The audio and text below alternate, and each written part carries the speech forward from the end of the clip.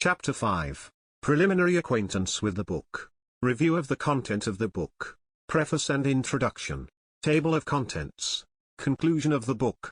Viewing a book 1. Getting acquainted with your book. There are two main paths to book preparation. One way is the one that is most often taken in school: directly start reading and study from the first page and then move gradually, in parts, by lessons further. Often, at the same time, they do not particularly care to combine the new with the old, already read, and at the end of the course to reveal a common, single and integral scheme of the entire book. One of the main tasks of reading with study in self-education is precisely in order to have a clear idea of the content of the after reading the entire book, to clearly identify its main idea, to clearly distinguish the general scheme of its content, its main parts, etc. For this purpose, the first path we have indicated, direct study in parts, in details, is not convenient enough. Imagine that they put us in front of a huge, unknown to us picture, covered by a screen, and said, "Do you see a narrow slit in the screen? Through it you can see a narrow strip of the picture. We will move the screen little by little, so that more and more stripes will be visible through the gap until we go through the whole picture. And you try to consider it in this way and form a clear idea of it." I think that for most of us the task will seem very tricky. Meanwhile, when reading a new book with unfamiliar content, we find ourselves in a rather similar position. Its content is also revealed in strips, page by page, and in order to cover all of it in its entirety, much similar work is required. A different way of perceiving objects is usual for us, from general impressions to details. Seeing an unfamiliar picture, we first grasp its general appearance and general content, then move on to details. And this is the other way it is desirable to go, where possible, and when reading a book. Familiarizing yourself with a book before actually reading and working through it will usually result in great savings in time and labor and better results. 2. Review of the content of the book. In order to get a preliminary general impression of the book, to get acquainted with it in general, a necessary overview of its contents is. To do this, you need to find out its topic, tasks set by the author, his point of view on the subject, plan or outline of the content of the book, its main ideas, the main facts given in it, etc. This review is done as follows. The topic is usually indicated by the title of the book, which we get to know against our will. Occasionally, the title expresses the main idea of the book.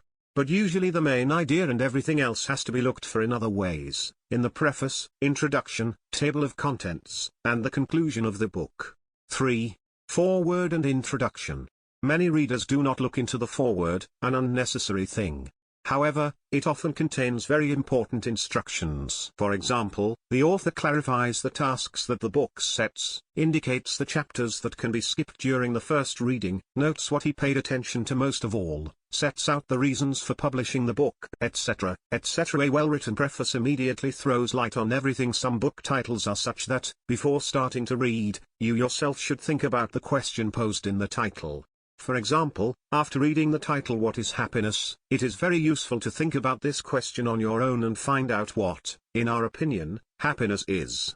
This gives the appropriate direction to the brain, mobilizes our knowledge and life experience, gives a fulcrum in evaluating the thoughts and arguments of the author, allows us to relate to them more independently, and finally, increases interest. 2K. Keeping the book and its tasks. How much a different reader would have to think to deduce a similar characteristic from reading a book. An introduction to a book most often provides information that is not directly related to the topic of the book, but is necessary for understanding it, the prerequisites for what follows.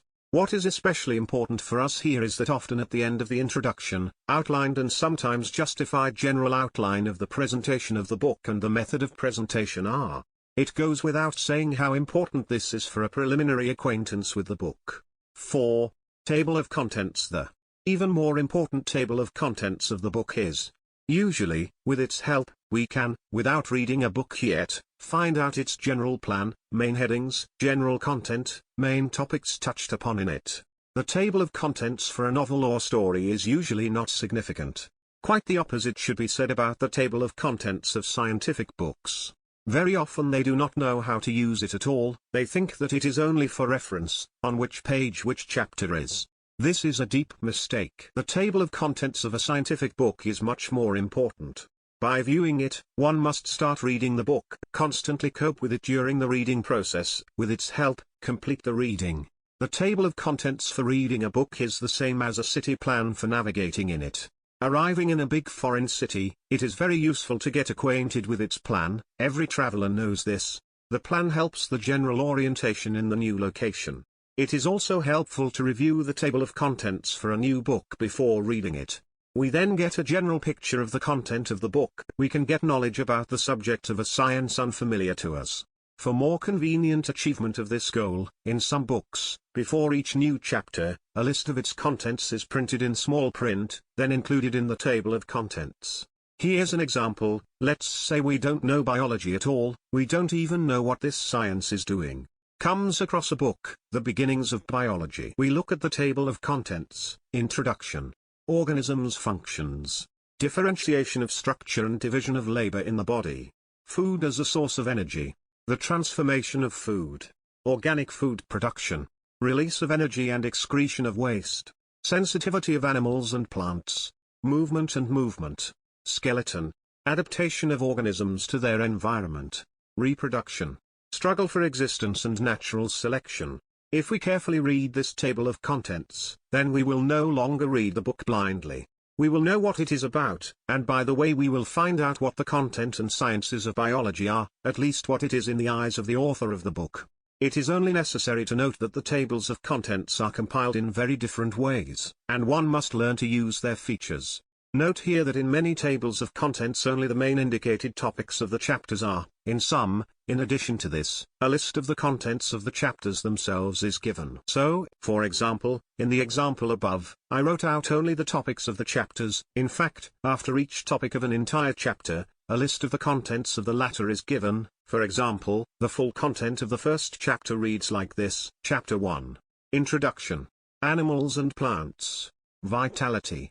Morphology and physiology. Ecology. Distribution in time and space. Systematics, etc. In cases where the table of contents gives both the topic of the chapter and the list of its contents, it is usually more useful to read only when reading the book beforehand topics of the chapters, skipping the rest. Thus, the main content of the book will stand out more clearly. The list of chapter contents can be used in the process of reading and studying the book itself. Some of the table of contents are of a thesis or semi-thesis nature and sometimes approach the form of a short synopsis. With such detailed tables of contents, it is necessary to understand them thoroughly, to understand the parts, in the departments of the book, to understand in what relation this chapter is to the whole department, to the whole book. Studying the details of the chapter, do not lose sight of its connection with the whole. The reading itself will then be a consideration, a deepening, an explanation of the thoughts already outlined. After reading the chapter, it will to a certain extent replace the synopsis. 5. Conclusion of the book. The final lines of the book often contain extremely important indications of the main idea of the book. Its tasks, summarize the work done in it, sometimes contain a summary of the main content of the book. Often all this is highlighted in a special chapter, conclusion. Not looking at the end of the book when you first read it is to make a big mistake. 6. Viewing the book. Carefully familiarize yourself with the preface, table of contents, introduction and conclusion of the book. With some experience, is enough to get a general impression of its content, to get an idea of its plan, tasks, main idea. The more the reader is familiar with the field of science to which the book belongs, the more such a preliminary survey of it gives him. When you have to deal with many books and all of them are impossible to read, acquaintance with some of them inevitably has to be limited to such an overview.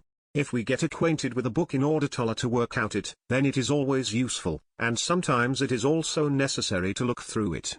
A deeper overall impression of the book is important here. Not everyone knows how to scan a book at all, and relatively few who can do it well.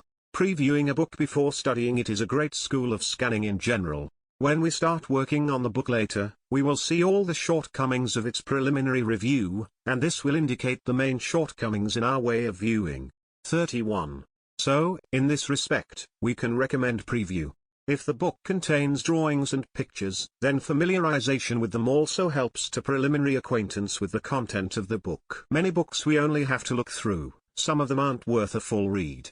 But even in this case, it is useful to start with a review, that is, with reading the preface, the introduction, especially the end of it, and the final lines of the book. Familiarize yourself with the table of contents, and then turn over and look at the book itself.